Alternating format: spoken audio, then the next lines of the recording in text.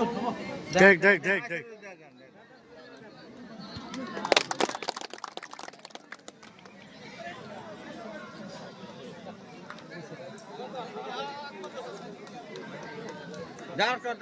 আমি এই খেল উপলক্ষে আমি আমাৰ জপিয়া গাঁও পঞ্চায়তৰ সভানেত্ৰী ডাঙৰীয়ানীক দুই এষাৰ ক'বলৈ অনুৰোধ জনাইছোঁ।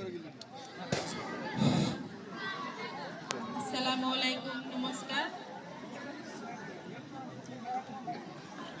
হৰিশ্বৰ খেলৰ সভাপতি তথা সম্পাদক আদি কৰি খেলৰ কৰ্মীসকলক মই পোনপ্ৰথমে মোৰ তৰফৰ পৰা অভিনন্দন জ্ঞাপন কৰিছোঁ আৰু খেলুৱৈসকলক অভিনন্দন জ্ঞাপন কৰিলোঁ।